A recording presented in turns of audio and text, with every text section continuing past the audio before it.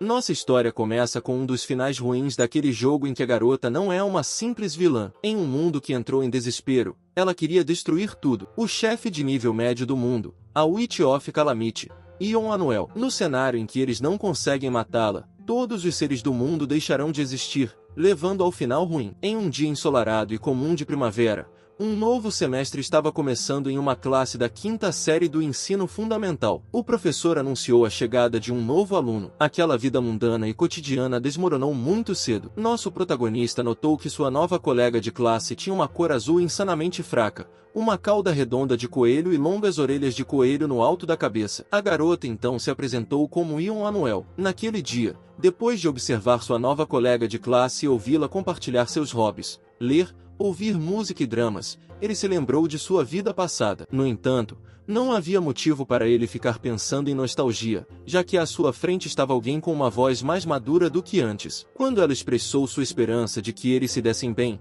ele se lembrou da bruxa afirmando que um mundo tão podre seria melhor se desaparecesse. Isso fez ter certeza de que a bruxa da calamidade que levou o mundo ao fim estava na frente dele, o chefe de nível médio, Ion Anuel. Ele tinha tanta certeza que não poderia negar, mesmo que quisesse, e pensou que eles estavam condenados. Brave Hearts é um jogo que mostra a vida passada do nosso protagonista. Era sobre um garoto que sonhava em se tornar o melhor caçador, o aprendiz do espírito de luta Kang Ambyol. Esse jogo de RPG de ação escolar, ambientado 200 anos após um cataclismo, apresenta monstros e caçadores em um mundo onde a ciência e a magia coexistem. Para se tornar um caçador, nosso protagonista se matricula na Juga Academy, localizada na Education Town, e se depara com vários cenários. Até esse ponto, ele se assemelhava a um enredo estereotipado de vida escolar juvenil, mas a história não era tão brilhante assim porque o jogo tinha 44 finais, a maioria dos quais eram cenários de colapso mundial. Braveheart tinha mais um problema significativo. Ele apresentava um personagem espadachim covarde e de coração mole que nunca conseguia demonstrar totalmente suas habilidades. Completamente inútil e irritante, ele fugia durante as batalhas. Um garoto inocente que não sabe o que é odiar. E mesmo quando sofria bullying, continuava sendo um bebê chorão frustrante que nunca pensava em se defender, a ruína do grupo do protagonista. Esse personagem é o nosso protagonista, o coelho das artes da espada divina, Du Kunvu. Nosso protagonista se pergunta por que ele tem que ser um personagem tão problemático se ele reencarnou. Como se isso não bastasse, ele acabou na mesma classe que esse personagem perigoso. Ele chora embaixo de sua mesa, pensando que, por mais que se esforce, isso está além de suas habilidades. De repente, o professor o chamou, o que o deixou chocado. Com lágrimas nos olhos, ele olha para Ion Anuel, que estava de pé timidamente. Ele sabe que Anuel, que se tornou a Witch of Calamity no jogo, era uma personagem que parecia suportar o sofrimento do mundo inteiro. Abandonada por seus pais ao nascer, ridicularizada e considerada uma monstruosidade, ela não recebia um pingo de afeto dos outros, o que a levou a uma vida solitária e cansativa. Tudo isso aconteceu devido a um desastre de Manai. Por ter nascido com um DNA mutante, ela era uma Ain. Ele se lembrava de ter ouvido que a aparência e o DNA de um Ain não correspondem aos de seus pais, mas estava convencido de que abandonar Anuel era cruel demais. Isso o ajudou a entender por que Anuel se tornou a bruxa da calamidade. No entanto, ele sabe que não pode ficar parado e deixar a queda do mundo acontecer. Ele acha que a solução mais fácil seria eliminar Anuel antes que ela se torne uma calamidade, mas não quer recorrer a isso, o que o faz pensar se há outra maneira. Ele então tem uma ideia. Seu professor lhe diz para escolher um colega de classe ao lado de quem ele quer se sentar e fazer isso se eles concordarem. Essa diretriz o faz pensar que precisa mudar o modo de pensar de Anuel. Enquanto caminha em direção a ela, ele se lembra de que as circunstâncias e o ambiente infelizes de Anuel a levaram a se ressentir do mundo. No entanto, se fosse agora, em um momento em que a história do jogo ainda não começou, suas ações poderiam mudar o futuro. Ele sabe que, entre os vilões do jogo, Ion Anuel tem a capacidade de destruir o mundo. Ele a cumprimenta, e ela o olha confusa, enquanto ele está ocupado pensando que ajudará Anuel a não ser pessimista em relação ao mundo. Ele então pergunta se pode se sentar ao lado dela, pensando que, se a situação progredir e ele a trouxer para o seu lado, poderá reforçar sua força. Ela fica confusa e, gaguejando, pergunta se ele está falando com ela. Ele sabe que faltam 5 anos para o início da história do jogo, Portanto, antes de se matricular na academia, ele decidiu se tornar amigo de Ion Anuel. Ao guiá-la para o caminho certo, ele espera transformá-la de uma calamidade em uma bênção. Ele pega a cadeira ao lado dela e se senta, dizendo-lhe sorridentemente que ela será sua parceira a partir de hoje e que ela deve cuidar dele. Ele então se apresenta a ela como Duque Kunvu. E foi assim que Kunvu se tornou amigo de infância do chefe de nível médio. Quando as aulas terminaram, ele ficou olhando para ela enquanto ela pegava sua bolsa, imaginando como poderia se aproximar dela. Ela perguntou se ele poderia parar de olhá-la, ao que ele se desculpou, envergonhado, perguntando se havia ficado olhando para ela por tempo demais. Quando ela se afastou, ele mais uma vez a encarou, pensando que deveria parar de pensar demais e simplesmente convidá-la diretamente para ir à sua casa. No entanto, ele notou a pequena cauda dela e, quando ela o chamou gaguejando, ele pulou um pouco em choque e perguntou o que era. Ela se aproximou dele e ele perguntou o que havia de errado, mas, em vez disso, ela questionou por que ele estava sentado ao lado dela. Ele respondeu que era porque queria ser amigo dela. Ela ficou atônita ao ouvir a resposta e, timidamente, perguntou por que ele queria ser amigo dela. Ele respondeu que só queria ser amigo e perguntou o que mais poderia ser, percebendo que as orelhas dela se arregalaram. Ela gaguejou e expressou confusão sobre por que ele queria ser amigo de alguém como ela, especialmente porque ele era de uma famosa família de espadachins. Em silêncio, ele olhou para Noel, que parecia triste. Então, lembrando-se de algo, ele gritou alegremente Monsieur para ela, dizendo-lhe que ela era tão bonita quanto um coelho que ele tinha e que ele realmente gostava dela. Coelhos. Ela se assemelhava a um deles. Ela tremeu ao ouvir isso e, com o rosto corado, gritou que não era um coelho. Em seguida, ela correu para a porta, fazendo com que ele se perguntasse se seu comentário a havia irritado, mas ele imediatamente pediu desculpas. Antes de sair pela porta, ela parou e, gaguejando, disse-lhe que o veria amanhã. Em seguida, saiu correndo, deixando-o aliviado por ela não estar com raiva dele. Um momento depois, enquanto caminhava pela rua, ele não conseguia acreditar que havia entrado no mundo do jogo. Ele se perguntou por que não conseguia ver sua janela de status se o mundo ainda era um jogo. Ele então verificou atrás de si e gritou, janela de status. De repente, o sistema apareceu na frente dele e ele decidiu dar uma olhada mais de perto. Ele ficou surpreso ao ver que as habilidades de Kyun-Woo eram bastante impressionantes para sua pouca idade,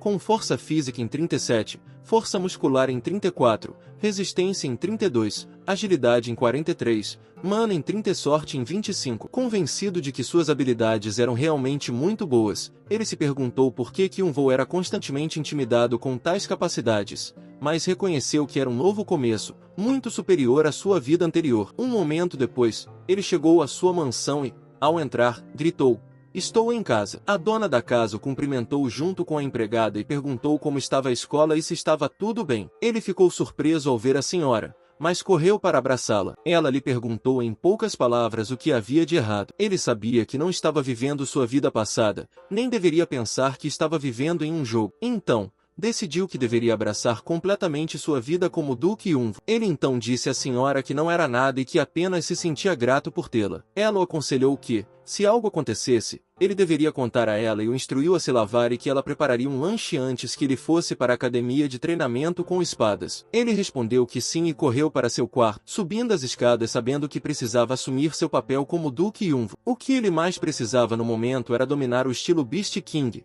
uma técnica de espada que representava uma família de espadachins de prestígio como a dele. Como um leão reinando sobre todas as feras, essa técnica se concentrava na ponta da espada e também foi a técnica que fez de Kyun-Woo o maior espadachim. Ele então chamou Monsieur, seu coelho macho. Aproximando-se, ele tirou o coelho da gaiola, notando que Monsieur se parecia com Anuel. Ele pensou consigo mesmo que deveria dominar completamente o estilo Beast King. Um momento depois, na sala de treinamento, ele notou que havia poucas pessoas ao redor e percebeu que havia chegado cedo. Ele sabia que essas academias de treinamento de espadas funcionavam em várias cidades, e as pessoas de fora da família aprendiam o manejo convencional da espada, não o estilo do Rei Macaco. E era por isso que muitos frequentavam a academia de treinamento. Ele se perguntou por que todos pararam o que estavam fazendo e olharam na mesma direção. Lá, ele viu Du Xion, a divindade da espada da família Du, conhecida como Lightning Flower, 2 anos mais velha que ele e o prodígio mais promissor entre todas as crianças atuais da família Du. No jogo, Xion é um aluno da academia Junban que se torna o espadachim mais forte após a formatura, e uma forte aliada do Duque Yunvu. Ele se perguntou por que Xian estava ali, mas percebeu que, sendo uma academia de treinamento de espadas da família Du, não era incomum que ela estivesse presente. Ele pendurou a camisa, sabendo que logo se viriam com frequência, e decidiu se concentrar na prática do estilo Beast King. Ele pegou a espada de treinamento e começou. Posicionando-se, ele balançou a espada e executou a primeira forma do estilo Beast King, contando cada repetição até chegar a 10. Ele fez uma pausa, imaginando se Xion ficaria impressionada com sua prática, aproveitando o suor e a diversão do exercício, quando de repente ouviu alguém perguntar: "Quem é aquele?" Um garoto perguntou com escárnio o que havia de errado com ele, enquanto outro perguntou, de forma provocativa, se um coelho também estava praticando. Ele então viu o Jundan, que estava comendo, questionando se era realmente o coelho. Wuyundon perguntando por que ele estava lá tão cedo, e Wudondon questionando se ele poderia usar suas habilidades em uma luta real e apostando que não conseguiria pegar nenhum coelho. Ele sabia que esses 3 trigêmeos idênticos eram os personagens extras chamados Cerberus no jogo, e eram as crianças que o intimidavam, estimuladas pela influência de seu primo do Zumu. Frustrado com a presença delas, ele percebeu que era a primeira vez que não conseguia se concentrar devido às provocações. Um dos trigêmeos o pressionou para saber por que ele não estava respondendo. Ele entendeu que as provocações não eram o único motivo pelo qual ele não conseguia se concentrar. Ele também estava com raiva de si mesmo por permitir o bullying. Ele se lembrou de tudo o que aconteceu com Kyun-Woo em sua vida passada e questionou por que nunca havia revidado o assédio deles. Certa vez,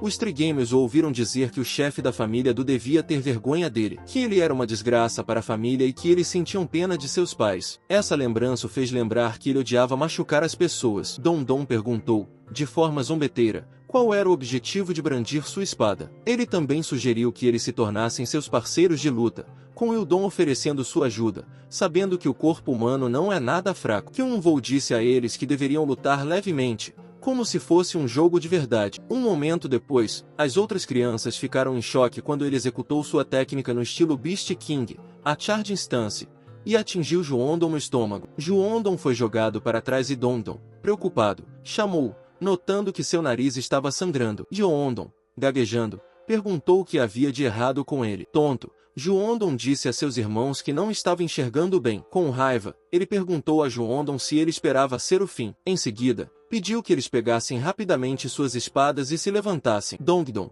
que estava verificando seu irmão, comentou que Kyun-Woo estava muito estranho, enquanto Yeondon estava horrorizado, dizendo a seus irmãos que Kyun-Woo havia mudado. Ele lhes garantiu que não exagerassem e que se levantassem, pois as pessoas não morrem por causa disso. Kyun-Woo então os lembrou de que ele, que havia sido atingido por eles no passado, poderia afirmar isso. Yeondon gritou, perguntando por que ele estava fazendo isso com eles e se ele era louco. Yeondon então o lembrou de que eles tinham um apoio poderoso e questionou se ele achava que deixaria isso passar. Kyun-Woo perguntou friamente se eles estavam se referindo ao seu primo, do Kyun-Woo, e se eles achavam que Kyun-Woo os protegeria. Os trigêmeos ficaram chocados quando ouviram isso e se lembraram de um momento na rua em que gritaram sobre se tornarem caçadores, e Kyun-Woo lhes disse que as taxas para a educação de caçadores eram muito altas, e realisticamente falando, não era razoável. Jeondon mencionou que ouviu dizer que os talentos são patrocinados, e Dondon perguntou com entusiasmo se isso significava que as taxas seriam gratuitas. Seung-Woo perguntou se eles queriam ser patrocinados, e todos concordaram. Seung-Woo então lhes disse que ele cuidaria disso e que não era nada difícil. No entanto, ele observou que eles estavam na mesma escola que Kyun-Woo,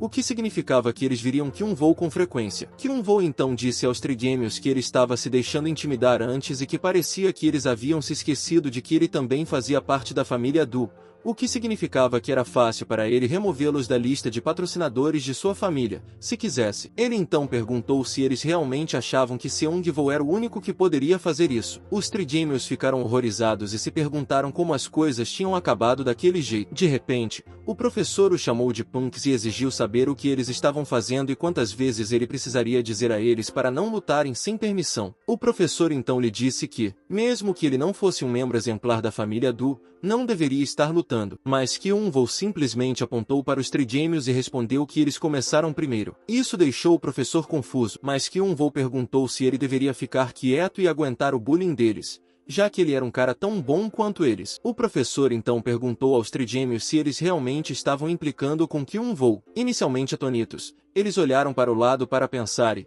em seguida, todos admitiram que haviam começado. Confirmando que Kyun-Woo estava certo, eles o xingaram, e Kyun-woo não teve culpa. Isso deixou o professor olhando para eles confuso, enquanto Kyun-woo, sentindo-se revigorado com a admissão, pensou consigo mesmo que deveria ter se defendido antes. No dia seguinte, ele chegou à escola e entrou na sala de aula, perguntando-se se havia chegado muito cedo. Então, olhou para o lado e viu Anvool sozinha, profundamente absorta em seu livro. Ele a encarou por um momento e a cumprimentou. Ela timidamente cobriu o rosto com o livro e o cumprimentou de volta. Ele então se sentou ao lado dela, determinado a dar o seu melhor para fazer amizade com Anvool naquele dia. Ele comentou que ela chegava cedo todos os dias e sempre lia livros. Depois perguntou se ela realmente gostava de ler tanto assim. Ela respondeu que sim e perguntou se ele também gostava de ler. Ele respondeu que não gostava muito de livro, mas mais de romances da web, o que a deixou confusa. Quando ela perguntou por que ele havia entrado para o clube do livro, ele respondeu que era porque ela havia se inscrito. Ela disse que entendia, mas depois pediu timidamente que ele repetisse o que havia dito. Ele perguntou de brincadeira se ela também lia romances da web. Ela, gaguejando, admitiu que sim e foi embora,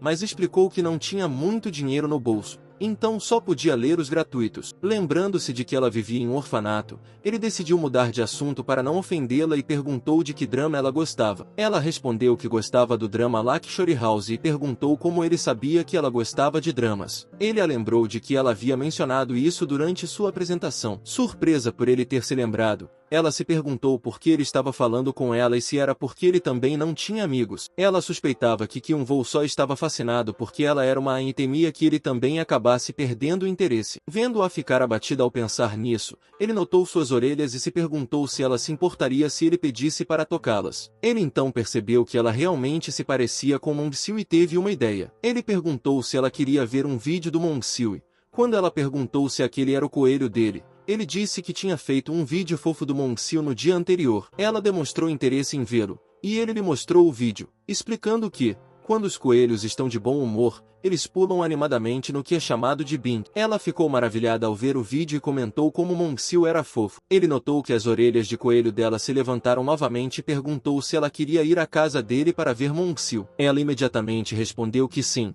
mas depois hesitou quando percebeu o que havia concordado. Ele então levantou o dedo mindinho como promessa e sugeriu que brincassem em sua casa depois da escola. O rosto dele ficou vermelho como tomate, e ela achou que deveria recusar porque não queria reviver experiências negativas do passado. Mas, depois da escola, ela ficou maravilhada e surpresa quando viu a casa dele, comentando que era como a de Lakshore House, o drama que ela assistiu. A mãe de Kyun-woo saiu e perguntou a Noel se ela era amiga de Kyun-woo, recebendo-a calorosamente. Kyun-woo cumprimentou sua mãe com alegria, enquanto Anva ficou em choque, lembrando-se de como os pais de sua antiga amiga haviam dito a eles para não brincarem com os Aeons e a advertiram para não fazer amizade com qualquer um. A mãe de Kyun-woo disse a Anva que era a primeira vez que Kyun-woo trazia um amigo e expressou o quanto estava feliz, incentivando-o a se divertir. Kyun-woo então perguntou a sua mãe se ela poderia fazer tteokbokki para eles, e ela concordou alegremente. Ele agarrou a mão de Anva e pediu que ela entrasse rapidamente, apesar de saber que a curiosidade de Kyun-woo poderia não durar muito. A Noel ainda não queria soltar a mão dele. Lá dentro,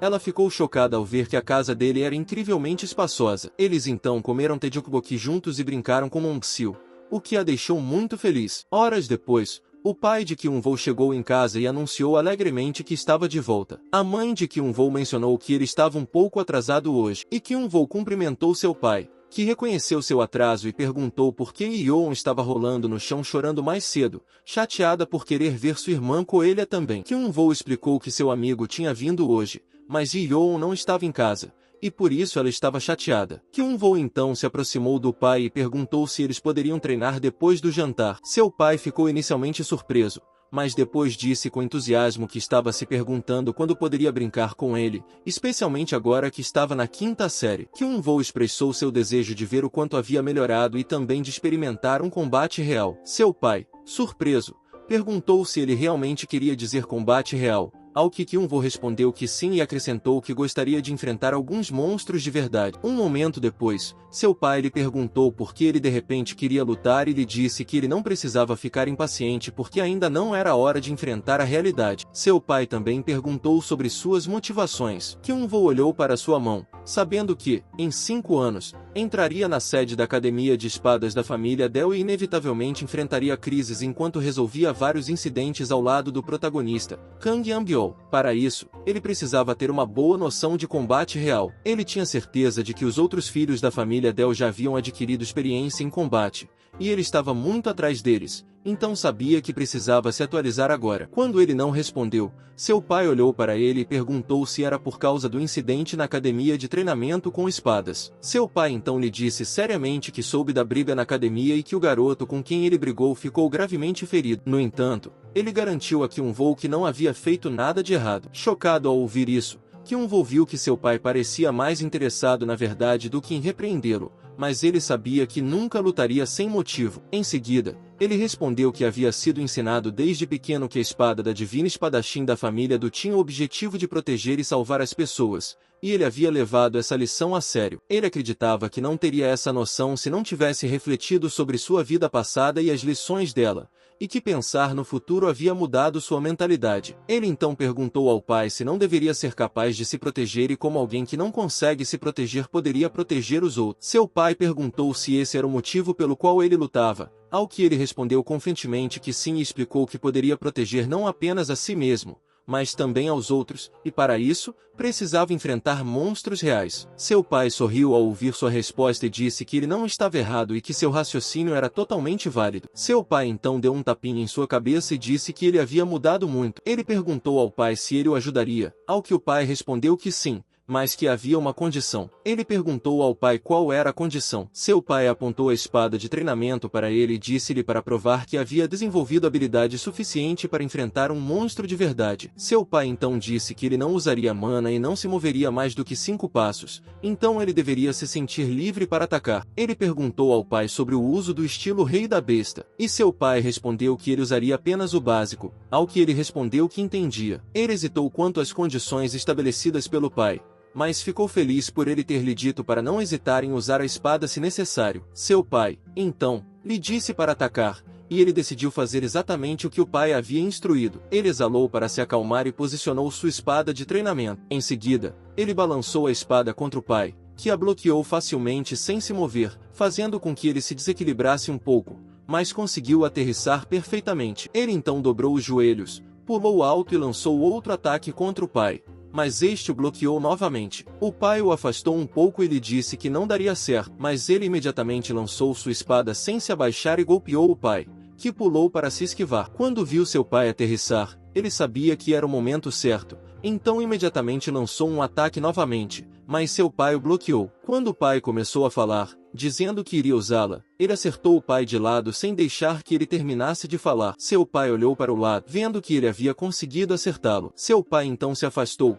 segurando o lado com dor, e o chamou de pirralho, dizendo-lhe que havia permitido o golpe, mas que tinha sido muito difícil. Exausto, ele perguntou ao pai se poderia reconhecer sua habilidade, mas o pai apenas lhe disse que ele havia realmente crescido e não hesitou em bater no próprio pai. Ele riu e perguntou se tinha passado, ao que seu pai gritou afirmativamente, é claro, chamando-o de moleque mal educado. Na manhã seguinte, seu pai disse à sua mãe que eles iriam embora e provavelmente voltariam para casa antes do jantar. Sua mãe perguntou, preocupada, se ele tinha certeza de que mandaria Kyun-Woo para lá, questionando se Kyun-Woo era muito jovem e se não era muito cedo para ele, enquanto Yeon gritava que também queria ir. Ele e seu pai ficaram atônitos ao ouvir sua mãe e sua irmã. Seu pai então disse à mãe que achava que não haveria problema, ao que ele concordou. Sua mãe então lhe disse para ter cuidado e não exagerar, ao que ele respondeu afirmativamente, dizendo à mãe que não se preocupasse porque ele voltaria mais tarde. Eles entraram no carro e seu pai perguntou se ele estava pronto, sugerindo que fossem para a academia do clã,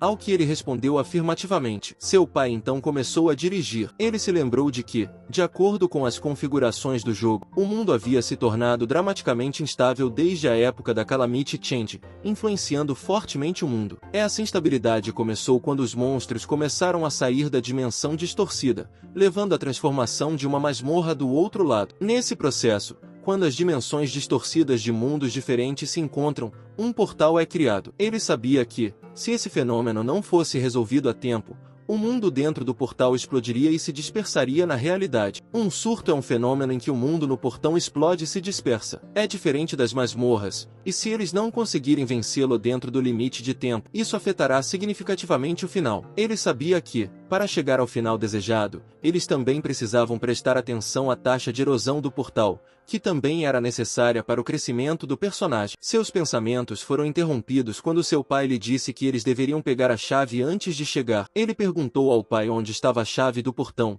e o pai respondeu que ela estava guardada no depósito. Ele sabia que, depois de liberar um portão, eles obtinham uma chave de portão com a qual poderiam liberá-lo novamente, um recurso criado pelos desenvolvedores do jogo para os jogadores que quisessem liberar o portão novamente. Ele pensou se esse ambiente ainda estaria funcionando depois de sua reencarnação. Um momento depois, seu pai parou o carro e lhe disse que eles haviam chegado. Eles saíram e seu pai o apresentou ao seu local de trabalho, o clã Regulus. O clã Regulus foi fundado durante a catástrofe pelo primeiro chefe da família Del. Atualmente, ela tem várias filiais em todo o país. O acesso aos portões das masmorras e aos habitats dos monstros, gerenciados pelo governo, normalmente requer um certificado de caçador. Ele sabe que, como ainda não possui um certificado, não poderá entrar nos portões. No entanto, seu pai, que é o gerente da filial, é recebido calorosamente pelos funcionários, o que torna sua situação no clã única. Ele acha que não precisa se ater estritamente a essas restrições, e com a ajuda do pai, pode simplesmente passar pelo portão que é mantido pelo clã. De repente, ele ouviu alguém gritar animadamente e uma mão o agarrou. Uma senhora o abraçou, perguntando se ele era o filho do gerente. Enquanto os outros funcionários o cercavam, contentes por ele parecer inocente, ainda bem que ele não saiu ao pai. Um funcionário começou a beliscar suas bochechas, dizendo como ele era bonito e que queriam abraçá-lo com toda a força. Pouco depois, os caçadores funcionários o encheram de beijo. Quando a senhora perguntou ao pai se ele pretendia entrar no portão com o filho, deixando-o em dúvida se todos os caçadores eram tão carinhosos, a senhora então diz ao pai que eles devem acessar a sala 2 conforme planejado, e o pai diz a ele que devem ir. No entanto, ele fica confuso quando vê a chave e pergunta ao pai por que a chave que acabou de receber é branca. Ele se lembra de que os níveis de dificuldade do portão são diferenciados por 7 cores diferentes de chave, começando pelo nível mais fácil, branco, seguido por cinza, amarelo, verde, vermelho, azul e o mais difícil, preto. Seu pai lhe diz que o branco será um desafio suficiente para ele, ao que ele responde que entende, mas, na verdade, ele quer tentar o nível cinza. Seu pai então abre o portão e lhe diz que eles devem entrar. Ele então viu outro portão lá dentro, e seu pai explicou que era um portão artificial e que, se ele inserisse a chave obtida ao limpar uma masmorra lá, o portão se abriria. Ele ficou surpreso ao ver isso e se lembrou de que eles poderiam manter um grande clã graças aos custos de manutenção, percebendo quanto sua família era poderosa. Seu pai então o chamou seriamente para dizer que eles iriam entrar no portão agora e perguntou se ele tinha certeza de que estava pronto. Seu pai o aconselhou a pensar novamente, pois, uma vez lá dentro, não poderiam sair até que tivessem liberado a masmorra. Ele olhou silenciosamente para o pai por um momento e respondeu com confiança que já havia pensado bastante no assunto. Seu pai sorriu preocupado para ele, mas antes de inserir a chave, ele perguntou ao pai se ele interviria caso não conseguisse liberá-la. O pai respondeu que, mesmo que ele falhasse, ele o protegeria, então ele não deveria exagerar e fazer com que fosse repreendido pela mãe. Seu pai então inseriu a chave e ativou o portão. O portão se abriu lentamente. Ao entrar, ele viu cristais por toda a parte, brilhando intensamente. Ele olhou em volta com espanto, pois era a primeira vez que entrava em um jogo. E então o sistema apareceu, mostrando que ele havia entrado na caverna de cristal rosa do nível branco e que sua missão era eliminar 15 goblins de classificação 0.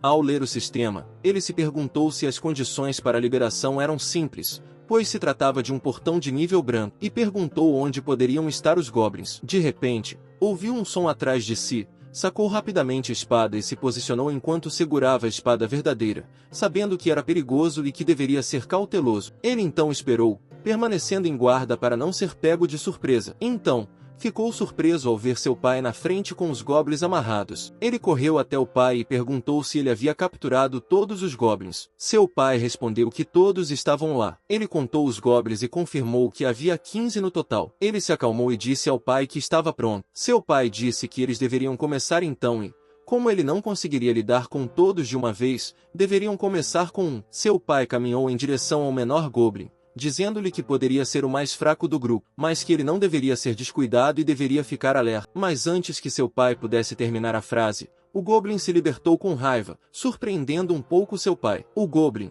então, correu para ele enquanto pedia ajuda. O pai perguntou se ele estava se referindo ao fato de eles serem ferozes, ao que o pai concordou e o lembrou de não se esquecer disso. Ele sabia que possuía conhecimento de jogos, mas como membro da família Del Espadachim Divino, ele também tinha conhecimento sobre monstros e achava que essas criaturas deviam ter entendido que sua única chance de sobreviver era lutar contra ele. O Goblin então pegou um cristal afiado, fazendo-o perceber que estava desesperado o suficiente para usar um cristal como arma, e ele sabia que tinha de ser cauteloso, pois um pequeno erro poderia ser desastroso. Ele então se abaixou, pensando que, como se tratava de uma luta real, deveria dar o máximo de si. Em seguida, ativou sua técnica básica no estilo Beast King, Fifth Form Piercing Stance, e enfiou a espada na cabeça do Goblin. Ele cravou a espada em sua cabeça e o Goblin se ajoelhou no chão. O Goblin então se deitou no chão, morto, fazendo seu pai suspirar de alívio. Ele segurou a espada com firmeza e declarou com orgulho que,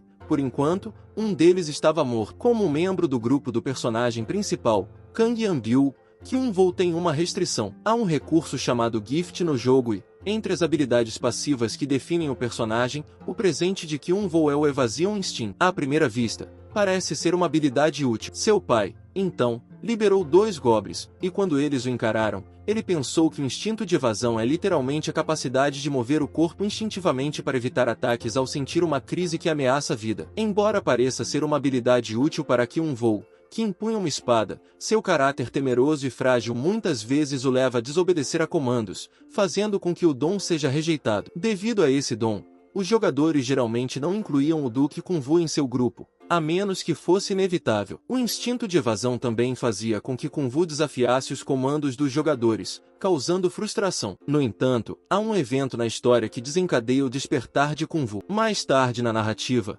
Kyun-Vou ganha controle sobre seu dom após o despertar. Um personagem que desperta tardiamente se torna um reforço de moral extraordinariamente forte. Mais tarde, Kyun-Vou demonstra sua capacidade avassaladora de derrotar inimigos evitando a maioria dos ataques. Ele se lembra que foi dito que elevar bem o Kyun-Vou poderia facilitar a parte final do jogo, mas ele sabe que ainda está muito longe. Se ele não fizer nada além de esperar, será tarde demais. Portanto, ele não podia simplesmente ficar parado e esperar. Os goblins rosnaram para ele com raiva, e ele os encarou de volta, sabendo que precisava avançar em seu despertar. Ele sabia que poderia ser impossível se fosse apenas um jogo, mas para ele, era realidade. Ele então se lembrou que, quando jogou o jogo, não encontrou nenhuma situação que desencadeasse o despertar na parte final da história, então pensou que não deve ser difícil despertar cedo. Ele então se aproximou dos goblins e brandiu a espada, determinado a se esforçar ao máximo. Mais tarde, muitos goblins jaziam mortos no chão, mas ele disse ao pai para liberar o próximo. Seu pai sugeriu que eles descansassem,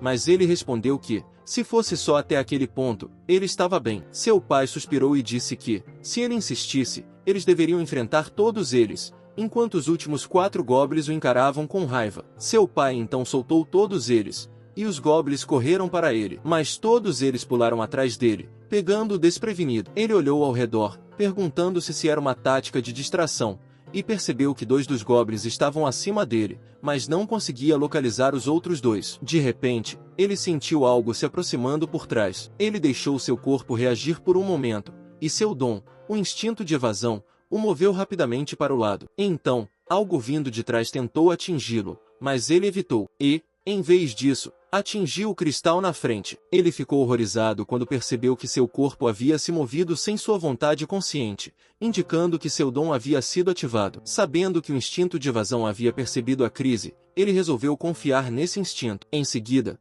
posicionou seus pés, pronto para lidar com os goblins primeiro. Graças ao seu dom, ele conseguiu identificar onde os 4 goblins estavam escondidos e jurou que não cairia no truque deles novamente. Um dos goblins jogou outro cristal por trás, mas ele se assegurou de que estava tudo bem, pois seu instinto de evasão havia funcionado. Ele se esquivou do cristal, chocando o goblin que o jogou. Em seguida, pulou, usando o cristal para alcançar um dos goblins que tentavam atingi-lo com flechas. Ele cortou o goblin ao meio com sua segunda forma básica de ataque no estilo Beast King, mas ficou surpreso quando olhou para trás e viu os goblins esperando por ele no local de pouso pretendido com um cristal afiado. Em seguida, ele comprimiu e girou a mana em seu corpo, carregando a mana que emergiu de seu coração em sua espada, agora envolta em mana. Ele balançou a espada com sua primeira forma de corte de esmagamento de leão no estilo Rei da Besta e cortou com sucesso os 2 goblins que aguardavam sua aterrissagem. Em seguida, aterrissou em segurança no chão e perguntou se restava apenas um.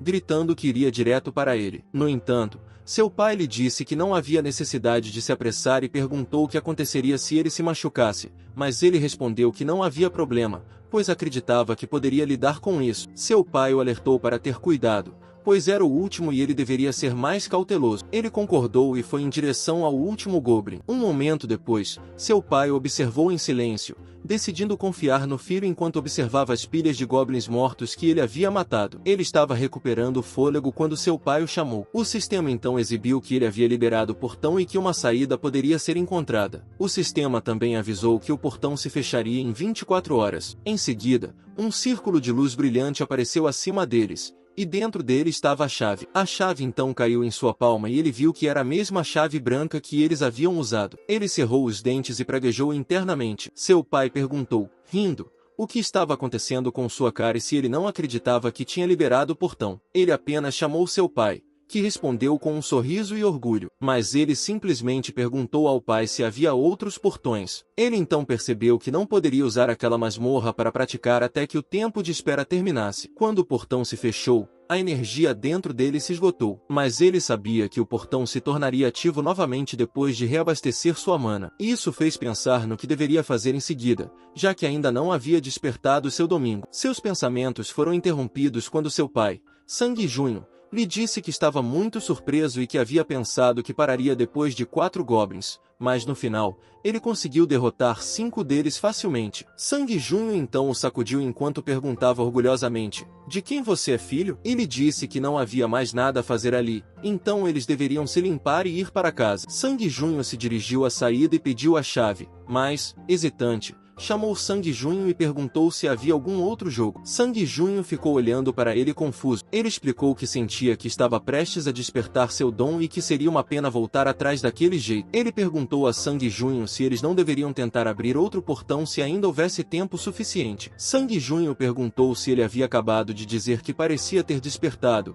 ao que ele respondeu que sim, e sugeriu que eles fizessem algo mais desafiador. Ele disse a Sangue Junho que achava que não haveria problema em entrar em um grande portão e que agora podia lidar com monstros de 2 níveis. Sangue Junho, parecendo sério, lembrou de que sua mãe, Jaya, ficaria furiosa se soubesse que ele havia permitido tal coisa. No entanto, ele insistiu que todos acabariam morrendo, o que levou Sangue Junho a questionar se ele realmente era seu filho. Sangue Junho então reconheceu seu desejo de se esforçar, mas avisou que lutar contra um monstro de 2 níveis era demais para ele no momento. Entretanto, se fosse um portão de grau branco, não haveria problema. Ele perguntou a Sangue Junho se era isso mesmo que ele pensava, e Sangue Junho parou para pensar antes de concordar. Ele lhe disse que, como espadachim, entendia o que ele queria dizer, mas se ele se tornasse muito ambíguo, não conseguiria nada. Ele agradeceu ao pai, mas Sangue Junho apenas o lembrou de que interviria sempre que ele estivesse em perigo. Eles então se dirigiram ao portão de grau branco, e ele percebeu que nem todos os portões de grau branco eram iguais. Sangue Junho o avisou que seria difícil e que ele havia trazido apoio por precaução, apontando para o homem que os cumprimentou. Ele sabia que o suporte consistia em caçadores de apoio mágico especializados em masmorras, que normalmente usavam cura ou bufos para ajudar os caçadores. Sangue Junho o advertiu para ser cauteloso, pois os monstros poderiam atacá-los imediatamente após entrarem na masmorra. Sangue Junho então perguntou se ele estava pronto para ir, ao que ele respondeu com confiança que sim. Eles então entraram no portão, e o sistema notificou de que ele havia entrado no grande portão branco, na caverna de cristal rosa, e que sua missão era subjugar 15 goblins monstruosos de 1 nível. Ele olhou ao redor e percebeu que era o mesmo mundo onde havia lutado antes. Ele estava se perguntando onde estavam os monstros quando sentiu algo se aproximando e conseguiu se esquivar bem a tempo. Horrorizado, ele se perguntou o que havia acabado de acontecer, mas então o sistema o alertou de que vários monstros haviam aparecido. 4 goblins normais, 7 goblins espadachins, 3 goblins arqueiros e 1 goblin mago. Ele notou que havia 15 goblins, mas esses não eram goblins comuns. Eles tinham funções específicas que o deixavam louco. Ele sabia que seu instinto de evasão estava ativado e que seu dom controlava seu corpo. Ele também sabia que, se não quisesse morrer, deveria fugir. O homem disse a Sangue Junho que poderia ser difícil para que um voe e perguntou se ele realmente o deixaria sozinho. Sangue Junho não respondeu, pois sabia que Kyun-Vou havia mudado recentemente. No passado, ele se assustava facilmente com pequenas coisas, mas, ultimamente, ele parecia diferente, e Sangue Junho estava convencido de que ele estava mais forte agora, e isso não era uma mudança ruim. Sangue Júnior sabia que Kyun-Woo havia crescido e se tornado um garoto bondoso, mas ele não se encaixava na competição acirrada da família do espadachim divino devido à sua natureza bondosa. Ele sempre hesitava em ferir os outros, mesmo que isso colocasse em perigo. Sangue Júnior pensou em como seu filho sorriu feliz quando recebeu sua primeira espada e como ele chorava feliz sempre que segurava uma espada. Sangue Júnior então olhou tristemente para sua mão, pensando em como muitos dos colegas de Kyun-Woo zombavam dele chamando de coelho. Sempre que ele ouvia isso, queria intervir, mas não conseguia. Ele se perguntava por que Kyun-Woo havia mudado quando se tornou um aluno da 5ª série. Já havia lhe dito que a mudança foi porque ele gostava de alguém de sua classe, mas Sangue Júnior suspeitava que deveria haver outro motivo. Sangue Júnior se lembrou de que,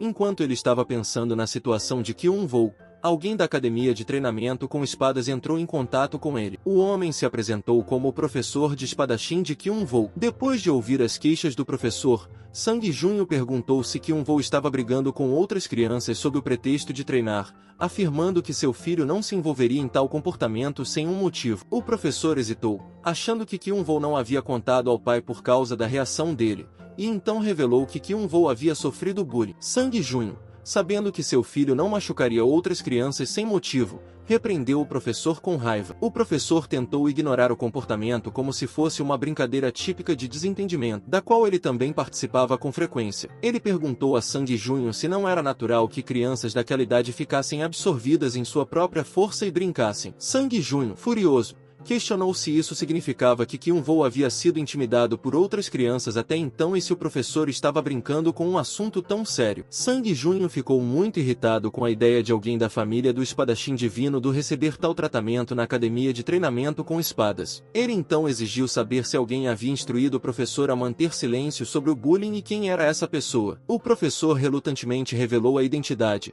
e Sangue Júnior percebeu que Kyun-Woo havia sofrido tal humilhação porque não tinha muito poder dentro da família. Sangue Júnior descobriu que era Do-Bun Júnior, seu terceiro irmão mais velho, que estava por trás disso. Ele chamou Bun Júnior para confrontá-lo sobre o bullying, mas Bun Júnior disse que eles estavam apenas brincando. Ele sarcasticamente pediu desculpas a Sangue Júnior e prometeu dizer a seu filho Sung-Woo que se desculpasse e não repetisse suas ações. Ainda assim, Beon Júnior acrescentou que Sangue Júnior deve ter passado por momentos difíceis devido à sua personalidade covarde, fazendo com que Sangue Júnior questionasse se Beon Júnior considerava isso um pedido de desculpas. Beon Júnior retrucou, perguntando a Sangue Júnior o que mais ele deveria fazer. Refletindo sobre a situação, Sangue Júnior percebeu que, embora se sentisse impotente, ele estava suportando tudo sozinho. Assim, quando Kyun-Woo expressou seu desejo de experimentar um combate real, Sangue Júnior sentiu-se orgulhoso dele e ficou feliz por seu filho ter decidido não suportar mais o bullying. Depois que Kyun-Woo concluiu a primeira masmorra e recuperou a chave, Sangue Júnior percebeu que ele teve um desempenho melhor do que o esperado. Embora Sangue Júnior estivesse preocupado com a possibilidade de seu filho entrar em pânico e se apressar,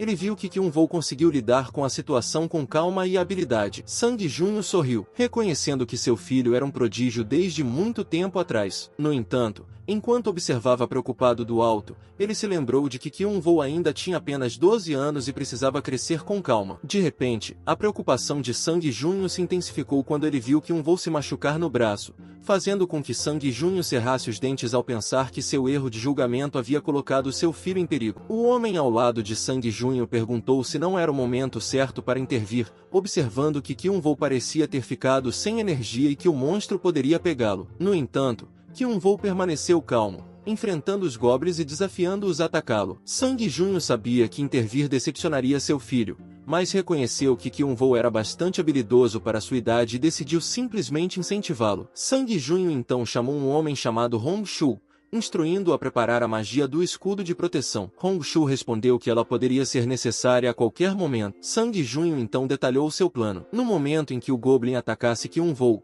eles atacariam todos de uma vez. Ele eliminaria o Goblin Mago primeiro, enquanto Hong-Shu usaria a magia do escudo de proteção enquanto Kyun-Woo se esquivava do Goblin Arqueiro. No entanto, Sangue Júnior ficou surpreso ao ver os movimentos rígidos de Kyun-Woo, indicativos de medo, mas ele se perguntou se sua percepção estava obscurecida por sua própria apreensão. Ao se posicionar, Sangue Júnior ficou chocado ao ver Kyun-Woo cortando os goblins à sua frente com seu ataque de recursão agulha de leão da quarta forma, no estilo Rei da Besta. Antes disso, Kyun-Woo estava fugindo, ciente do perigo, porque os goblins se coordenavam tão bem que não havia abertura para um ataque. No entanto, ele sabia que não poderia continuar fugindo, ou continuaria sendo mesmo que um voo medroso. Ao se posicionar com a espada, ele pensou que a primeira forma no estilo do Rei Fera deveria funcionar, mas ficou irritado com o dom instintivo de evasão de Kyun-Vou. Seu corpo evitou o ataque do Goblin involuntariamente, mas a voz persistente em sua cabeça continuou interferindo, alertando-o sobre a morte se ele ficasse. Ela lhe dizia que, se ele morresse ali, todos os seus esforços teriam sido em vão e que fugir era sua única alternativa. Ele percebeu que essa voz restringia suas ações e fazia seu corpo se mover contra sua vontade. Quando a voz o incitou a fugir, ele tentou ordenar ao seu dom que parasse de correr e o ouvisse. Ele se perguntou se era assim que o verdadeiro Kyun-Vou se sentia antes de despertar, percebendo seu corpo dividido entre a vontade e o instinto, sentindo como se fosse se partir em dois pedaços. Quando um dos goblins que empunhava a espada se lançou contra ele, a voz gritou para que ele se esquivasse, mas, em vez disso, ele balançou a espada para frente, gritando para a voz que não deveria evitá-la. Depois de matar o goblin, ele percebeu que poderia resistir ao instinto de evasão e que talvez houvesse distância suficiente entre eles agora, sem saber do goblin arqueiro atrás dele. Quando o goblin soltou uma flecha, ela o atingiu no ombro, deixando-o desnorteado com um ataque repentino. Goblins apareceram na frente dele, aproximando-se fazendo-o tremer de medo. Ele andou para trás, sem perceber o perigo. Encostado no cristal atrás de si, ele sabia que um erro agora poderia ser fatal. Ao dar uma olhada para trás e ver um beco sem saída, ele gritou de medo. Com lágrimas nos olhos, ele olhou para o goblin à sua frente, percebendo que poderia realmente morrer e que precisava escapar, mas se perguntando para onde correr quando todos os caminhos estavam bloqueados. Seria esse o preço de desafiar seu dom? Ele achava que morreria nesse ritmo, e a voz lhe dizia repetidamente que ele não queria morrer. Segurando sua espada com força, ele lamentou que, se soubesse que seria assim, teria preferido não saber de sua vida passada. Ele teria preferido não ter conhecimento de sua vida passada. Ele refletiu sobre a diferença entre suas lutas naquela época e agora. Sabendo que havia sido abençoado com uma boa vida como espadachim divino da família do camarada de Kang Yeol, ele se perguntou por que tinha que renascer como Dukunu. Ele então se viu refletido no cristal, chorando como uma criança. Isso fez pensar se a pessoa no reflexo, com os ombros curvados, tremendo de medo e derramando lágrimas, era realmente ele. Ele sentiu raiva ao ver seu reflexo e percebeu que não deveria se lembrar de sua vida passada sem motivo. Se não tivesse feito isso, provavelmente estaria vivendo sem rumo, com um rosto que demonstrava tanto desespero. Ele disse a si mesmo que não queria viver assim e que estava se esforçando ao máximo para superar suas fraquezas. Em seguida, cerrou os dentes, perguntando-se como poderia esquecer sua convicção e encolher-se como um covarde. Ele decidiu não morrer dessa forma, nem queria fugir, então disse à voz em sua cabeça que eles deveriam superar esse medo e seguir em frente. A voz em sua cabeça o incitava a fugir, mas ele colocou o pé firmemente no chão, ignorando a voz que lhe dizia para não prosseguir. Em seguida, ele soltou um raio azul, dizendo à voz que deveria lutar por sua vida. Uma notificação apareceu, mostrando que ele havia adquirido a habilidade nível de controle do Instinto 1, que lhe permitia controlar seus instintos à vontade. Ele começou a golpear a cabeça do Goblin à sua frente, fazendo com que os outros Goblins olhassem para ele confuso. Ele então avançou em direção a eles, cortando enquanto avançava, e notou que, ao contrário de antes, seu corpo podia se mover livremente, sentindo como se a eletricidade estivesse surgindo dentro dele. Quando o Goblin arqueiro estava prestes a atirar nele novamente, ele correu em direção a ele, cortando enquanto se esquivava da flecha. Ele se sentia imparável. Sangue Junho, que estava assistindo, se perguntou o que tinha acabado de ver. Ele tinha certeza de que Kyun-Vou estava cheio de medo há apenas um minuto, mas agora Kyun-Vou havia recuperado a calma. Hong-Shu perguntou a Sangue Junho o que havia acabado de acontecer, e Sangue Junho respondeu que isso havia sido obra de seu filho. No entanto, Hong-Shu esclareceu que não estava perguntando sobre isso. Ele estava curioso para saber como Kyun-Vou lutou tão bem quando o escudo protetor que eles haviam preparado para usar contra o Goblin Mago nem sequer era necessário. Hong-Shu então perguntou a Sangue Junho se todos os membros da família Dou eram como Kyun-Vou, mas Sangue Junho só pôde responder que também não tinha certeza. Sangue Junho notou que Kyun-Vou podia prever de onde viriam os ataques e até conseguiu evitá-los, o que fez Sangue Junho supor que ele havia conseguido superar a crise e se perguntou se Kyun-Vou já havia despertado. Incrédulo, Sangue Junho perguntou em voz alta se aquele era o dom de Kyun-Vou. Sangue Junho então pensou que, para chegar a um despertar, que um voo deve ter ultrapassado seus limites enquanto estava determinado a mudar, e que sua determinação era realmente extraordinária. No entanto, seus pensamentos foram interrompidos quando Hong Shu o chamou. Sang Junho se virou para ver Hong Shu e ficou chocado ao ver que um voo usar sua primeira forma de corte esmagador de leão no estilo Rei Besta para matar um goblin. Sang Junho perguntou se o trovão que emanava de que um voo era o trovão azul e ficou surpreso quando viu. Com espanto, Sang Junho disse. Hong Shu disse a Sang Junho que a habilidade divina de espadachim da família Do era realmente impressionante e perguntou se aquele era de fato o famoso trovão azul. No entanto, Sang Junho não respondeu, ainda incrédulo com o que havia testemunhado, e se perguntou se era possível para uma criança dominar a técnica do trovão azul e como alguém poderia se tornar tão forte em tão pouco tempo. Ao olhar para Kyun Voo, Sang Junho pensou que era impossível. Ele então perguntou se Kyun Voo realmente havia despertado quando Hong Shu notou uma notificação do sistema anunciando que eles haviam saído do portão. Hong Shu disse a Sang Junho que era uma notificação de autorização, e Sang Junho apenas suspirou, ainda incapaz de acreditar no que estava acontecendo. Exausto, Kyun Voo se deitou no chão e disse que estava morrendo de cansaço. De repente, o sistema apareceu na frente dele, mostrando que ele havia levado seu corpo ao limite. Portanto, suas estatísticas de força física, força muscular e agilidade haviam aumentado em 1. No entanto, Kyun Voo achava que suas estatísticas deveriam ter aumentado durante a luta com os goblins. Não agora. Ele sabia que o Corajosos era um jogo em que as estatísticas de força física não aumentavam com o aumento de nível e que a única maneira de fazer isso era por meio de treinamento ou treino na academia,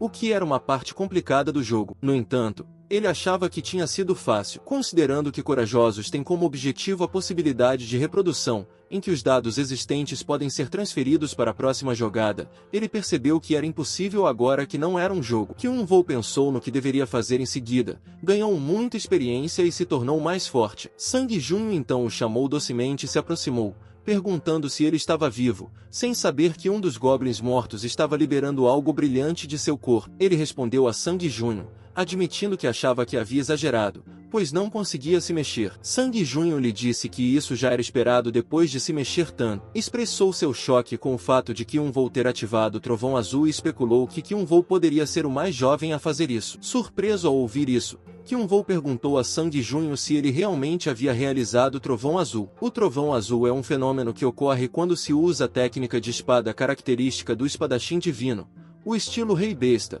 em que a fricção entre o homem e a atmosfera cria uma corrente azul. A postura e a velocidade adequadas, a extensão da força aplicada à espada e a ativação correta do circuito de mana são todos necessários. É um fenômeno que só aparece quando vários elementos estão perfeitamente harmonizados. Kyun Voo então se lembrou de ter sentido algo sair de dentro dele e percebeu que era o Trovão Azul. Ele disse a Sang Junho que não tinha certeza se conseguiria fazer isso novamente e que não conseguia se lembrar. Sang Junho assegurou-lhe que não se preocupasse, pois, tendo experimentado uma vez, seu corpo se lembraria e, com treinamento contínuo, ele seria capaz de fazê-lo novamente. Sang Junho então o elogiou por ter feito um ótimo trabalho, mas Kyun Voo apenas olhou para Sang Junho e perguntou onde Hong Shu estava. Sang Junho respondeu que Hong Shu estava trabalhando. Pouco depois, Hong Shu chegou, feliz, segurando algo. Ele disse a Kyun Voo que realmente havia passado por muita coisa e, graças a ele, eles conseguiram obter pedras mágicas. Enquanto Hong Shu estava ocupado elogiando por seu trovão azul, ele notou coisas brilhantes no cálice. Então, ele pegou uma e gritou para Sang Junho que havia algo ali. Sang Junho lhe disse que ele tinha sorte porque havia encontrado uma pedra da lei e explicou que uma pedra da lei contém uma providência e pode ser usada como material como uma pedra mágica. Kyun Voo se lembrou de que, no jogo, as pedras mágicas eram usadas como moeda ou para artefato, mas as pedras da lei podiam ser convertidas em estatísticas, o que o fez se perguntar que tipo de pedra da lei era aquela e se ele deveria examiná-la. O sistema então lhe mostrou que era a pedra da lei da agilidade de grau mais baixo, que aprimora a habilidade do usuário, aumenta a agilidade em 1 e é eficaz para usuários com agilidade abaixo de 60. Ele achou que não era ruim e gostaria de tê-la. Hong Shu perguntou a Sang Junho se a pedra perdida tinha ressonância com Kyun Voo e se eles deveriam dá-la a ele. Sang Junho disse a Hong Shu que ele ainda era bom em navegar nessas águas sociais e lhe agradeceu. Sang Junho então sugeriu que eles deveriam verificar se as pedras perdidas ressoam, então Kyun Voo deveria tentar infundi-las com mana. Ele, então,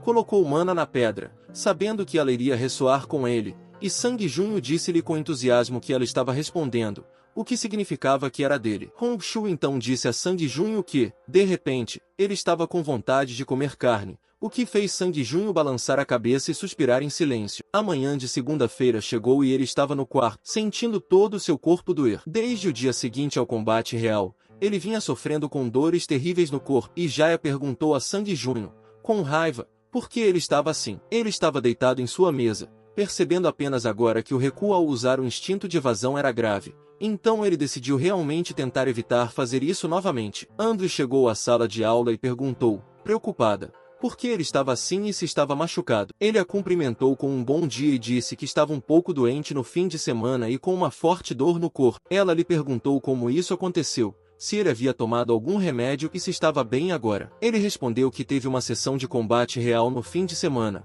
e ela perguntou se ele se referia a lutar com monstros, se era normal fazer isso na idade dele e se não era perigoso. Ele respondeu que era da família Del, então todos os primos da idade dele já tinham feito isso, e ele era o único que ainda não tinha feito. Ela lhe disse que tinha alguns curativos e pomadas em sua bolsa, mas ele lhe disse que não havia problema, pois as feridas haviam cicatrizado, e perguntou por que ela andava com aquilo. Ela então respondeu que costumava se machucar com frequência, mas não tanto hoje em dia. Ele olhou para ela e pensou que devia ser por causa de todo o bullying que ela havia sofrido. Ela então se aproximou dele e disse-lhe que faria isso. Ele disse a ela que seus ferimentos haviam cicatrizado e perguntou por que ela se preocupava com isso, mas ela apenas gritou para que ele a ouvisse e lhe desse o braço. Depois de colocar bandagens em seu rosto, ela lhe disse que estava tudo pronto, e ele, chocado, lhe perguntou se era um curativo, mas ela apenas lhe disse para ficar quieto, pois isso faria com que o ferimento sarasse mais rápido. Ele lhe mostrou o remédio enquanto lhe dizia que estava realmente bem e que tudo estava curado. Portanto, se ela realmente quisesse ajudar, poderia lembrá-lo de tomar o remédio no almoço. Ela ficou olhando para ele em silêncio por um momento e colocou um curativo em seu braço,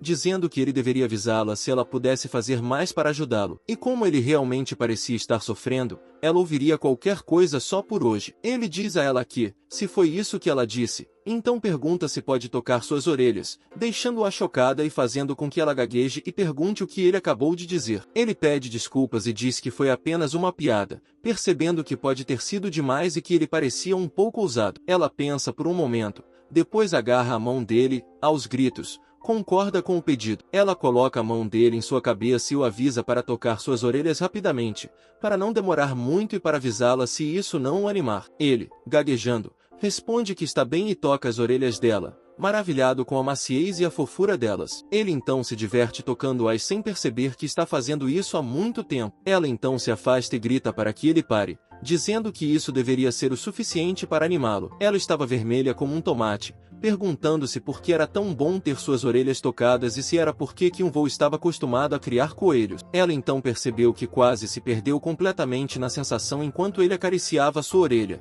e se sentiu envergonhada por isso. Mas vendo quanto ele gostava, ela achou que deveria deixá-lo fazer isso de vez em quando. Ela então ficou um pouco surpresa quando ele olhou para ela, fazendo-a pensar se ele havia lido seus pensamentos. Ele agradeceu a ela e disse que se sentia energizado agora. Ele então lhe perguntou o que ela achava de se tornarem caçadores junto. Ela ficou chocada com a sugestão repentina dele e perguntou se isso não custaria muito dinheiro. Ele respondeu que achava que ela tinha todas as qualidades necessárias para ser uma caçadora e que, só de olhar para ela, percebia que vinha de uma família nobre. Ela lhe diz que ele está dizendo coisas estranhas novamente, mas ele lhe diz que tem seus motivos. Ele então começa a lhe explicar que, em primeiro lugar, ela é uma demi-humana, o que significa que ela é fisicamente superior aos outros. Segundo, a mana que ela emite inconscientemente parece muito densa, o que sugere que há uma grande chance de ela ser boa em lidar com magia. Ela lhe diz que nunca liberou mana, e ele não consegue acreditar que uma bruxa da calamidade não saiba lidar com magia. Então ele lhe diz que todos os seres vivos emitem mana inconscientemente e que ele pode sentir isso porque sabe como lidar com ela. Ela pergunta se ele realmente está falando sério,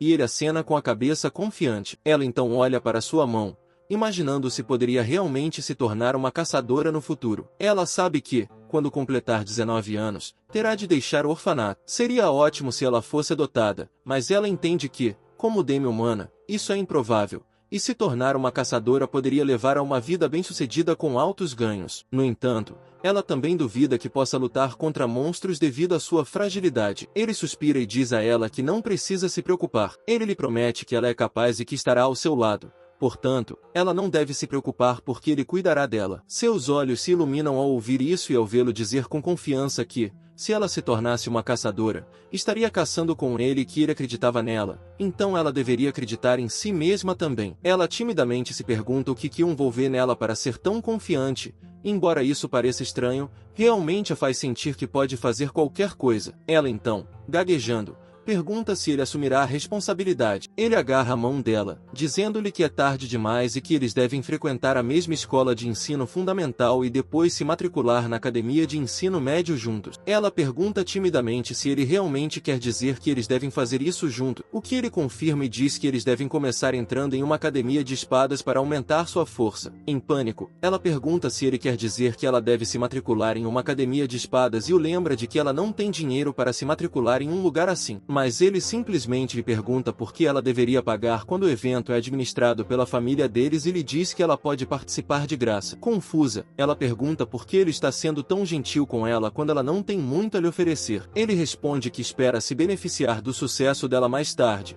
fazendo com que ela pergunte o que ele quer dizer com isso. Ele lhe diz que, um dia, quando ela se tornar uma caçadora famosa, talvez ele ganhe alguns benefícios com isso e, se tiver que dar um motivo, é só isso, nada mais. Ela o encara com surpresa por um momento e acaba sorrindo. Em seguida, ela pergunta, rindo, o que ele realmente quer dizer e diz que ele é muito estranho. Mas a verdade é que ela está muito grata a ele. Ela então pergunta se isso significa que ela também aprenderá a usar uma espada, mas ele responde que não e diz que ela precisa se concentrar no treinamento físico. Confusa, ela lhe pergunta por quê. Ele responde que ela deveria aprender magia porque parece ter talento para isso e diz que seria melhor se ela tivesse um professor. Depois disso, seu treinamento continuou de forma constante. Quando a escola terminava, eles praticavam espadachim ou fortaleciam sua resistência no dojo da família de Kyun-woo. Nos dias em que não iam ao dojo, treinavam juntos na casa de Kyun-woo, embora muitas vezes ele sentisse que Aniu estava indo jantar em sua casa em vez de treinar. Ele achava que o propósito parecia invertido,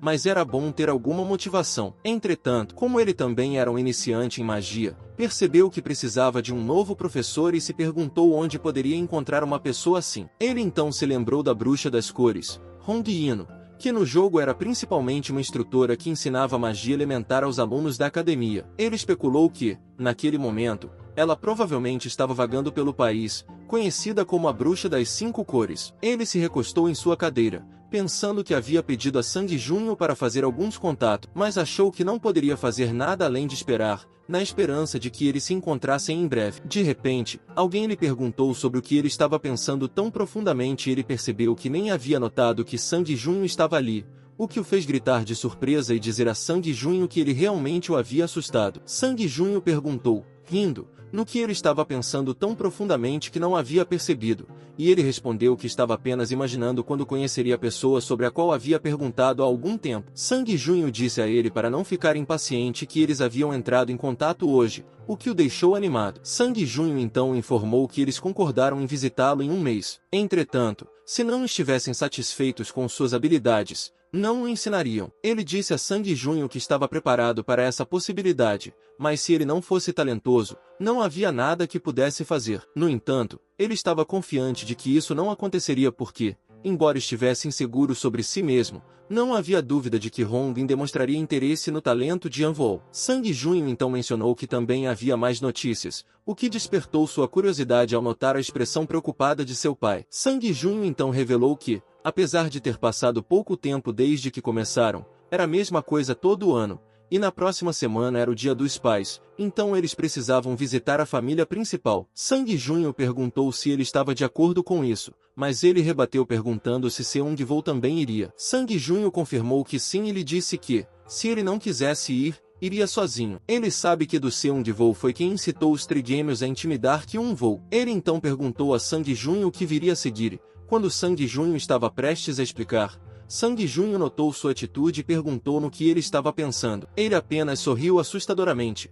pensando que a presença de seu primo era motivo suficiente para ele ir à casa principal da família. Maio é o mês da família. Durante o fim de semana do Dia dos Pais, depois de um almoço tardio, Todos foram para a casa principal da família Shinjeon. Sang Junho lhe disse para ficar de olho em sua irmãzinha Yeon para garantir que ela não causasse nenhum problema e lembrou a Yeon para não tentar escalar a estátua do leão como ela fez no ano passado. Ela respondeu com entusiasmo que sim, e ele afirmou que a observaria. Sang Junho então o advertiu para não agitar as coisas e implorou para que ele não fizesse isso, mas ele simplesmente perguntou a Sang Junho se ele já havia feito isso. Sang Junho admitiu que não, mas suas ações recentes o deixaram um pouco nervoso. Ele garantiu a Sang Junho que não se preocupasse, mas pensou consigo mesmo que não havia como evitar. Eles eram sempre mantidos no limite em todas as reuniões familiares. É por isso que Jae e seu pai ficam sensíveis e cautelosos toda vez que há uma reunião como essa. Considerando que nada de bom acontecia nessas reuniões familiares,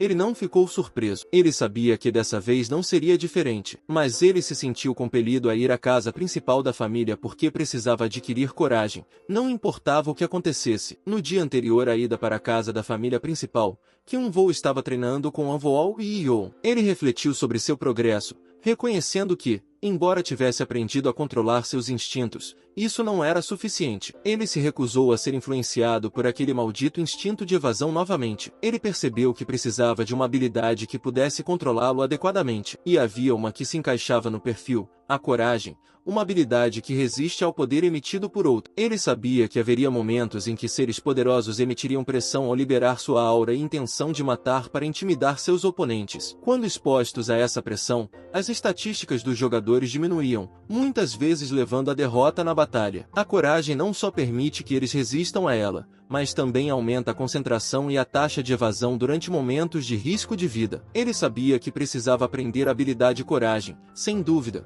porque era a combinação perfeita quando combinada com seu instinto de evasão e controle de instinto, o que era ideal para o combate contra Jinwoo. Ele gostaria de aprendê-la antes de ir para a academia, mas queria saber onde poderia adquiri-la. Ele também sabe que há um problema porque as condições para adquirir a coragem são bastante complicadas. Os requisitos do jogo são os seguintes. Primeiro, o personagem que está tentando adquirir a coragem deve formar um grupo com apenas um companheiro mais forte do que ele. Em segundo lugar, depois de atender a primeira condição, o personagem deve enfrentar um oponente que emite pressão sem nenhuma ajuda externa. Embora o companheiro mais forte, Kang Yan-bil, por exemplo, não deva intervir na batalha até que a coragem seja adquirida, esse não é um requisito absoluto. Lembre-se de que, no jogo, Andial é o protagonista, portanto, excluí-lo do grupo não é uma opção. Ele sabe que a coragem pode ser obtida com certa probabilidade ao se esquivar do ataque do oponente, e as chances de adquiri-la aumentam se o oponente for forte,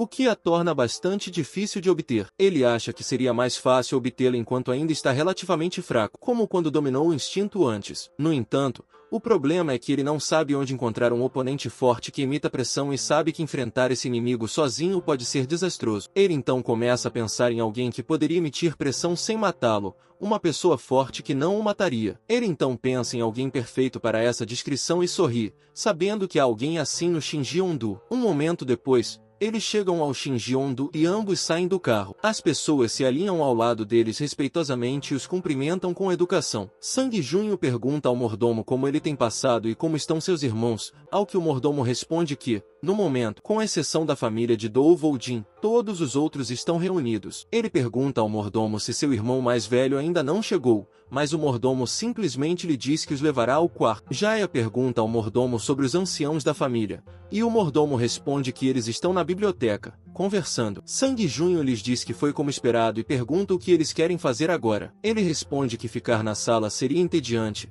então eles deveriam ir para o campo de treinamento. Yeon concorda e diz a Sang Junho que ela também irá. Sang Junho então diz a eles que os verá mais tarde e os adverte para não serem muito rudes com os outros que estão lá. Sang Junho então lhe diz que está contando com ele, e ele responde que não causará problemas, desde que não o provoque. Ele então pergunta a Yeon se eles devem sair, e Yeon responde com entusiasmo que sim, que eles devem ir para o campo de treinamento. E Yeon, animada, aponta que a boneca está se movendo. Ele diz a ela que provavelmente foi algo feito em Yonseonseong-mana. Ela pergunta o que é Yonseonseong-mana, e ele explica que é uma das 10 grandes casas, como o Shinji-en-dojo. Yeon comenta que 10 é muito, e olha ao redor, percebendo que os bonecos de treinamento que eles usavam na academia do ensino médio estão presentes até hoje. Ele sabe que algo exclusivo foi instalado no Shinji-en-dojo, que não é acessível ao público em geral, e supõe que isso pode ser devido ao passado em comum e às famílias de prestígio. Eun então aponta com entusiasmo para os blocos de treinamento e diz a ele que eles também parecem divertidos. Ele concorda. Ela corre até elas e grita que também quer experimentá-las. Quando ele está prestes a dizer a ela para ter cuidado, alguém atrás dele pergunta se ele não está muito atrasado e o que o atrasou. Ele se vira e vê do Seung-woo perguntando como ele estava e se não havia se perdido no caminho. Ele apenas olha para Seung-woo em silêncio. Então, Seung-woo se inclina para Yeon e pergunta como ela tem passado, mas ela não consegue responder por medo. Ele diz a Seung-woo que não tem estado bem por causa dele. Ele então se inclina para encarar Seung-woo, perguntando como ele tem estado e se ele não tem estado bem porque ele ficaria feliz se fosse esse o caso. O que faz Seung-woo perguntar com raiva o que ele acabou de dizer. Ele então afasta Yeon de Seung-woo, dizendo a Seung-woo que, infelizmente, ele não estava se saindo bem graças a uma certa pessoa. Ele não tem certeza do que ele fez ou como conseguiu, mas acha que lidou bem com a situação. Seung-woo ficou furioso e se perguntou como ele ousava dizer isso. Seung-woo então jurou que realmente não gostava de Kyung-woo porque ele ainda se lembrava vividamente de incidentes da infância deles. Quando criança, Seung-woo estava sendo repreendido por seu pai, Do Bum-jun, que lhe perguntava por que ele não conseguia fazer uma coisa simples corretamente porque não tinha nem metade de seu potencial, apesar de ser seu filho. Em lágrimas, Seung-woo tentou chamar seu pai com uma voz gaguejante, mas Bum-jun apenas gritou para ele que tinha visto como seu avô estava impressionado com Kyung-woo. Bum-jun então disse a Seung-woo que, se ele quisesse continuar sendo seu filho, ele o faria. Ele deveria fazer de tudo para superar o Duque Kyung-woo. Seung-woo sofria quando pensava que era sempre Kyung-woo e que ninguém se importava com ele. Então, um dia, Seung-woo estava sangrando, e Kyung-woo entrou em pânico ao ver isso, enquanto ele estava ocupado se perguntando o que Kyung-woo havia feito para causar o sangramento no nariz. Kyung-woo, preocupado, disse-lhe que seu nariz estava sangrando e perguntou o que deveriam fazer, mas ele não respondeu porque estava ocupado pensando se havia perdido para Kyung-woo novamente. Kyung-woo então correu para fora, gritando para ele que iria ajudar, mas ele apenas olhava para Kyung-woo, odiando-o e com raiva por estar perdendo para Kyung-woo todas as vezes. Ele então bateu em Kyung-woo por trás, achando que ele deveria ser o vencedor. Kyung-woo foi jogado no chão e Seung-woo gritou que havia vencido, chamando seu pai Bum-jin para contar que ele havia conseguido. Kyung-woo, confuso, chamou Seung-woo, mas Seung-woo apenas disse que ele havia derrotado o gênio da espada divina da família Du. Seung-woo então bateu continuamente em Kyung-woo enquanto ria e perguntava se não era tão fácil vencer contra ele agora, e por que ele não respondia. Mas Seung-woo continuou atacando Kyung-woo. Desde o dia em que ele derrubou Kyung-woo, a situação havia se invertido para ele. As crianças começam a sussurrar que todos pensavam que Kyung-woo era um gênio quando era jovem, mas, no fim das contas, ele se tornou apenas um garoto comum. Ao ouvir isso, Sang-woo sorri, pensando que Kyung-woo foi tolo e que deveria ter agido antes. Mais tarde, Sang-woo zomba de Kyung-woo, perguntando como ele não consegue matar nem mesmo um único coelho e questionando se ele está louco. Kyung-woo grita com Sang-woo para não falar assim, mas Sang-woo provoca ainda mais, perguntando o que Kyung-woo faria se continuasse falando, se queria lutar. Sumu, então, desafia Kyung-woo para uma luta, declarando que o derrubará como da última vez, incutindo medo em Kyung-woo. Sumu diz a Kyung-woo que, se ele não vai lutar, deve simplesmente pular como um coelho. Naquele momento, Sumu percebe que Kyung-woo tem muito medo de machucar os outros e não se encaixa em uma família de artes marciais. Sumu então agarra Yeon, perguntando-se se Kyung-woo fugirá novamente, pensando que ele não pode nem mesmo revidar. Seung-woo então confronta Kyung-woo, perguntando se ele pode enfrentá-lo adequadamente agora, sugerindo que eles reservem um tempo para um duelo e avisando de que ele não será brando com ele, achando que Kyung-woo recusará e tremerá. No entanto, Kyung-woo o surpreende ao perguntar se eles devem fazer isso e se devem continuar agora, deixando Seung-woo atônito, chocado e incrédulo. Por outro lado, no quarto dos pais, Jia tapa o nariz por causa do cheiro de cigarro. Sang-junho lhe pergunta, com palavras, se ela está bem. Ela pergunta por que ele está preocupado, e ele responde que só estava perguntando por que ela não gosta de reuniões familiares. Ela explica que ser menosprezado como plebeu não é algo que aconteceu da noite para o dia, e ouvir sobre como ele se casou em uma família de prestígio sem nem mesmo ser qualificado tem sido exaustivo. No entanto, ela diz que está bem, desde que isso não afete a família deles. Ele agradece e a protege com seu poder, dizendo que ele deve bloquear o cheiro de cigarro. Ela o agradece por sua atenção, dizendo que ele é o melhor. No entanto, eles se assustam quando alguém fala por trás deles e se voltam para Si do Bum-jun, o terceiro filho do espadachim divino da família Du e pai de Du Xiongwu. Bunjun lhes diz que já faz algum tempo e que este é o primeiro encontro deles desde o que aconteceu com Kunwu. Ele menciona que eles só conversaram por telefone, mas acha que seria melhor conversar pessoalmente. Ele diz a Seung-woo para não incomodar mais que Woo, o que faz com que Jia, confusa, peça que ele esclareça. Beon-junho então pergunta, de forma provocativa, se Kyung-woo ficará traumatizado por causa de Seung-woo e observa que isso seria um grande problema. Ele acrescenta que se eles precisarem ir ao hospital por causa do incidente, ele deve avisá-lo, pois ele os apresentará a um bom psiquiatra e pedirá desculpas pelo comportamento de Seung-woo. Jia pergunta, sem rodeios, se Kyung-woo está sofrendo bullying e o que Beon-junho quer dizer com seus comentários. Surpreendentemente, ele dá um tapa na mão de Bunjun. Bunjun, surpreso, pergunta se ele realmente fez isso, mas ele simplesmente questiona o que Bunjun quis dizer com suas observações anteriores, pede desculpas e diz a Bunjun para instruir Seung-woo a falar diretamente com Kyung-woo e não interferir em seus assuntos,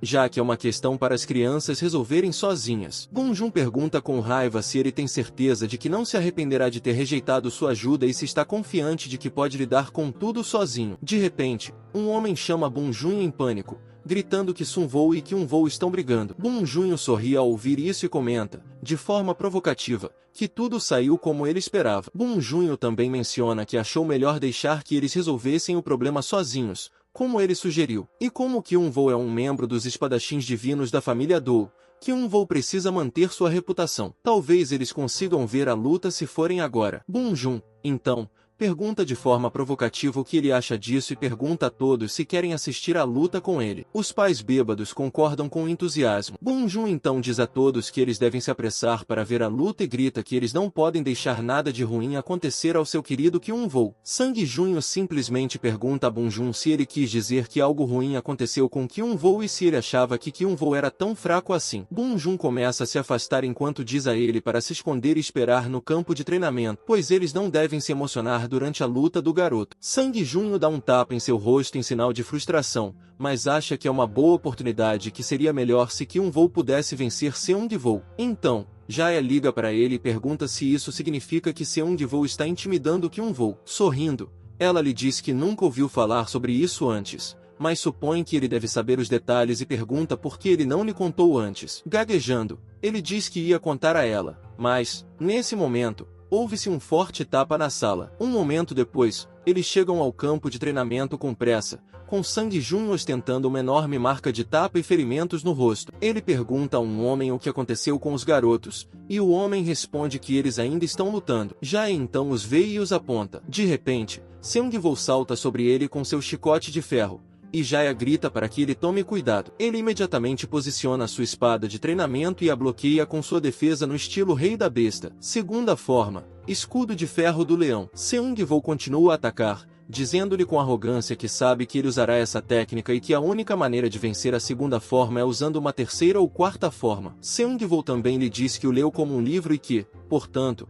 não poderá superá-lo. Mas ele simplesmente pergunta a Seung-woo do que ele está falando. Ele então dá um chute no estômago de Seung-woo, que fica surpreso por ele tê-lo atacado com um chute normal. Seung-woo então cai no chão e ele, de forma provocante, lhe diz que ele era lento. O vídeo chegou ao fim, pessoal. Quem quiser uma continuação comenta aí, e não esqueça de deixar o like e se inscrever no canal. Até o próximo vídeo.